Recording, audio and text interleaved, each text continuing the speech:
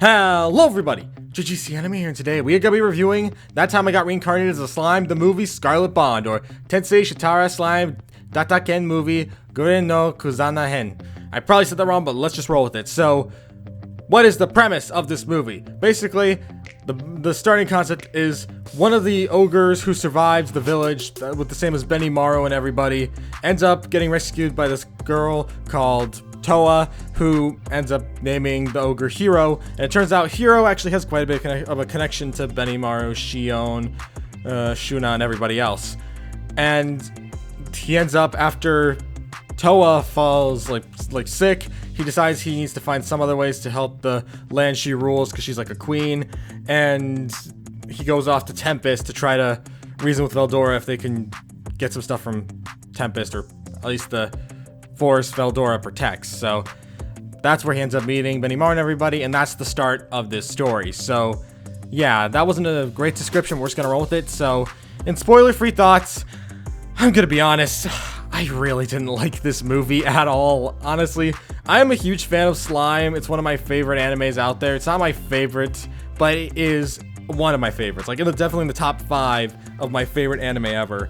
And it really is sad because I really love seasons 1 and 2, and Slime Diaries is fun in and of itself, but this movie just wasn't it. There are so many issues to the point that I literally, for this review, and this is very rare, for this review, I made a whole, like, notepad of stuff I had about the movie, like all the feelings I had towards the movie. Some are, actually most of them are negative, and very few moments of positivity.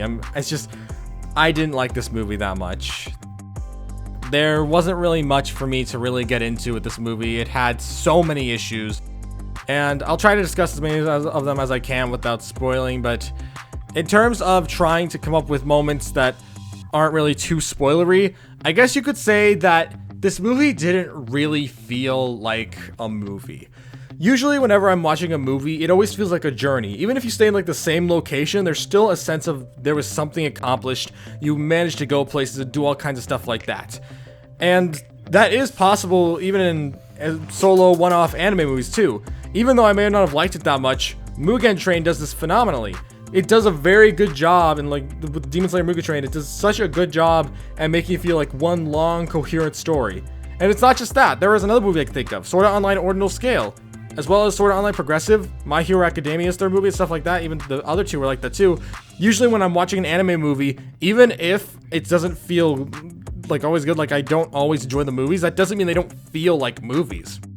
They still feel like they have a sense of purpose and adventure, even if I don't always like said adventure. This movie didn't have that. Honestly, when I was watching it, I didn't feel like I was watching a movie. I just felt like I was watching a bunch of random events happen that were kind of forming a plot. And by the time we got to the end, I was just like, wait, what is happening? I am so lost. And it's just, it's so confusing, and I'm really disappointed because normally Slime has really good world building, but this movie did not really do too much. And plus, it also has one of these big issues inside of it where it doesn't do a very good job of mixing show and tell. Usually they say show, don't tell, but I really like whenever things kind of do both, where like they're telling people about something, but also showing it. In this movie, first they show, and then they tell.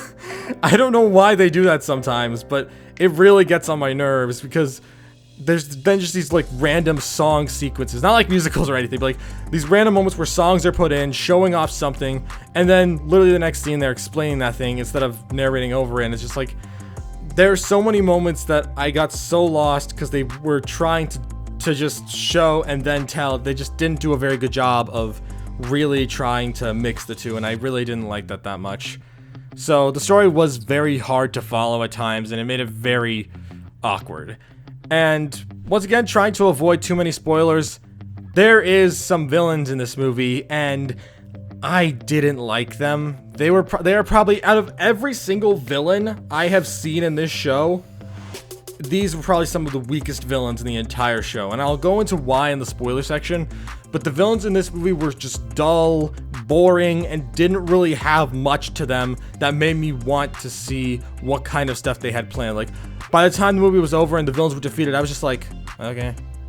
Like, there was just nothing in this movie that made me feel threatened by the villains. If anything, I feel like they kind of overplayed the villains a little bit, since there are moments in this where I'm seeing Rimuru and everybody else deal with these situations. I'm just like, you could literally do this. You have these abilities. Why aren't you doing this? Where it's just these moments where you question why the heck things are going the way they are. It doesn't make sense. And I still remember this one moment where it's really funny, but without going into spoilers, basically there's this moment where Rimuru's just trying to look for something, and then he's like, it's right up ahead, and then we just like do this large like zooming camera shot as we go from like side to side, corner to corner, and it's just like, how is that right ahead? That's so far. That's not even close to far ahead. That like right ahead. It didn't make any sense, and man, there's so many moments in this story. I really wish I could have loved this. And that's not even taking point in the fact of the weird animation at times. Normally, I don't really notice animation, but with this movie, it was very noticeable. There's literally this segment at the beginning of the movie with like this semi-decent fight scene, but then there's like this moment where a character like jabs a sword into something, and it looks so awkwardly animated. And honestly, there's so many moments in this movie where the animation just kind of takes a bit of a nosedive, but then there are times where it shows off, but it feels more like they're trying to take maybe like an episode's budget and try to lengthen that into a movie. It doesn't really feel like they had a full-on movie budget and took advantage of that. And it's a bit disappointing because honestly, I wasn't going into this movie with like the biggest expectations. I wasn't expecting to go in there and say, oh my gosh, this is the best movie ever. I was expecting to go in there and just have a fun time. I was expecting to just go in there and think, yeah, it was a pretty good movie. But no, I honestly really did not like this movie. It is by far one of the weakest anime movies I think I've ever seen, especially with its rather odd ending, which we'll talk about in the spoiler section, which I guess we'll hop right into. So I'm just gonna hop into the spoiler section. Here's a timestamp to when the spoilers will end. If you have seen the movie, I'd recommend sticking around to hear my thoughts. But if you haven't, you can skip to the end so you don't get any spoilers. But if you have seen it, go ahead and stick around. You might hear something you want to hear me talk about. So yeah, I'm gonna catch up with 5 and enter the spoiler section. 5, 4, 3, 2, 1. Okay, so one of my many complaints I have with this movie is the characters are really kind of nerfed in a way. I mentioned before that characters wouldn't do this or that, and there's literally this moment near the end of the movie where after the villains are fully just showing up and showing themselves off, which for some reason there's multiple like minor villains in this movie that don't make any sense. They are not built up to whatsoever. They're like very minor hints that you kind of just don't feel that well executed. There's this moment when Rimuru is fighting one of the main like bad guys, and I'm just screaming at him, being like, dude, you could literally swallow this guy with Beelzebub. Why aren't you doing it? This guy is literally a cakewalk. You could defeat this guy in like 2 seconds. Why are you still fighting this man? And I'm just sitting there, as I said, just screaming that. I'm just like, dude, just use Beelzebub. You could literally use that move and get this over with quickly. And Rimuru doesn't end up using it for literally until the villains are literally about to explode themselves. And it just irritates me so much because characters don't show off their abilities and powers in this movie. It doesn't do much justice, especially with the ogres. As I mentioned before, Benimaru ends up running into one of his own clan. Well, I didn't mention this before, but you know what I mean. Basically, Benimaru and everybody run into Hiro, the ogre that survived. Turns out he's actually quite important to them, and it's built up as this big happy moment. And I thought we might get to dive more into the ogre's story and how everything with them played out. But that's not what happened.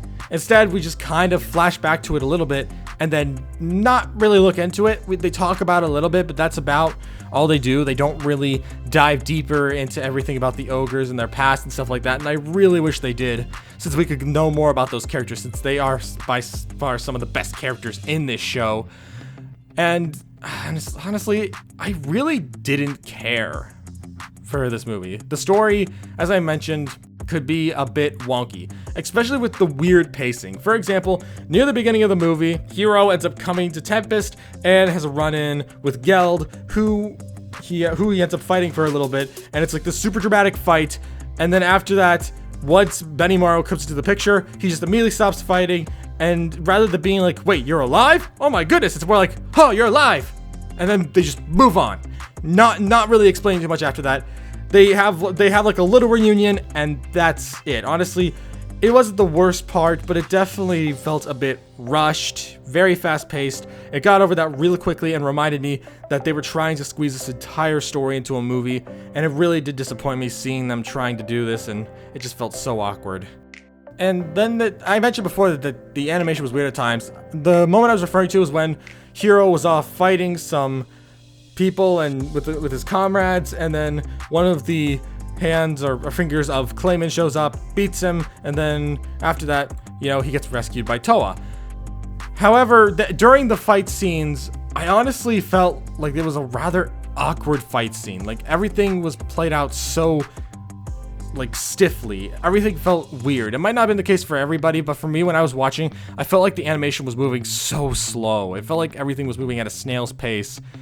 And then everything that was just happening to Hiro after that, building up to like the title card of the movie, like the first or so 13 minutes, they weren't that good. Honestly, they were probably one of the weakest parts of this film. And I was worried that would carry over for the rest of the film, and it kind of did. This movie just didn't really hit a lot of good points. In fact, when I think of scenes, there are only two like times I could think of that I was actually enjoying the movie. That was whenever Malim and Veldora interact with each other. That was a lot of fun. It was very fun to watch the two of them like interact and goof around with each other, even though Malim's existence in the story doesn't really need to be there. She's just kind of there for the sake of being there. Similar to Trainee as well, who just kind of pops up with Ramiris, where I get the whole reason behind why they're there. It's like to kind of guide things with the stuff with the other nation that Reamer is working with, but at the same time, that feels like a rather random addition. It didn't really need to be there. And there were a lot of moments of characters who just kind of pop in when they want to. But honestly, Veldora and Malim were pretty fun. They were very entertaining, as was I believe her name's like Violet or Violet or whatever, her fight against Diablo and their whole conversation. That was actually personally my favorite part of the film. It's the one part where you actually kind of got like new lore to Slime, and it was very interesting. But other than that, those little segments, I honestly didn't enjoy a lot of this film. Rimuru didn't really entertain me, neither did anyone else in this film. It was such an awkward film. And while there may have been a decent action scene here and there, for the most part, a lot of the action scenes really didn't stick with me. And honestly, there's so many moments in this movie I'm just thinking, why did they choose to do this? Why did they choose to do that? I still remember near the climax of the movie where Hiro ends up eating some orb thanks to one of the villains, who hands it to him, and it's just like, hey, we're gonna try to transfer the queen's soul into your body so she can live there instead. And then he's just saying that all this trick Hiro, and then after that uses the orb that Hiro ate to turn him into a monster.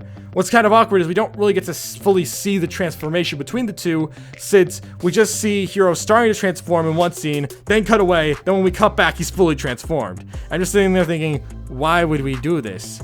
And just there are so many awkwardly placed parts to this, and I just wish that we could have explored the whole idea of this world more, even if it was through a non-canon movie or something. It's just, I feel like this movie could have been a super fun time, but it ended up not just being disappointing, but honestly kind of hard to watch at times. By the time the movie was over and I was done, all I could think was, wow, that was not very good. And I still remember the ending of the movie, which, talking about the ending of the movie, I am so confused by it. So basically, first, the villain reveals himself, even though he's kind of very obvious from the get-go. They don't try to hide it. Then they try to pull out these twists of like, oh, all these other guys are actually his comrades, and they're trying to help destroy everything too. And I'm just like, okay, that's a bit random, but okay. And then after that, it's followed in by after he's defeated, when Hiro ends up ripping the orb thing I mentioned before out of his body, he starts to disintegrate, and then after that, Tawa ends up, the queen, ends up, I don't know why, she's magically able to revive him back from the dead, and then right after that, Violet, or I'm just gonna call her Violet, or Violet, I don't know, but basically, she then brings after Tawa ends up looking like she's gonna die, then Violet brings her back from the dead, and it's like nothing really affects it. I mean, it's good that it didn't go the generic anime movie route where they try to create a new character and then kill them off to make you feel something, even though you normally don't. That's still impressive that they decided not to do that, but at the end, it was still annoying because it was 2 double fake-out deaths that honestly just got on my nerves. I was just... It's one thing to actually kill off this random new character you introduced, and it's another thing to pretend to kill them off, then bring them back, then try to pretend to kill off another character, then bring them back. It's just both, no matter what, both times, I'm still unsatisfied, and I'm still feeling awkward about the whole thing. I just feel like this movie was just a bunch of nothing. Like, I honestly can't give this movie much positivity. I honestly did not enjoy myself. It is probably one of the most mediocre to pretty much bad movies I have seen, and it's so disappointing because I really love Slime. The series is good. The light novels, I don't know. I started reading the first one, but didn't really get into it.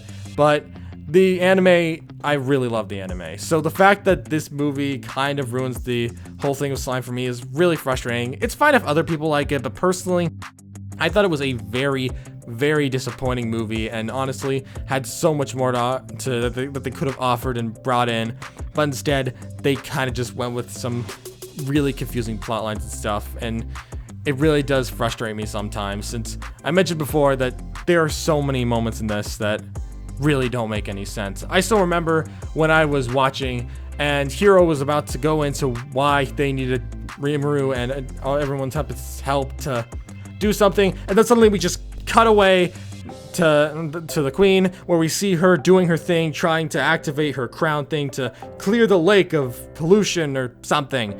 And then after that, Hiro starts describing what's going on, and I'm just like, dude, why didn't you talk about this during some of the segments? I don't remember exactly if you started talking like right when she was cleaning the lake or something, but there was like this whole opening like music cue for some reason that was really loud. Maybe that was just like the dubs thing because I watched Slime dubbed, but it was really loud, and honestly it was just, man, the whole scene was rather awkward to sit through.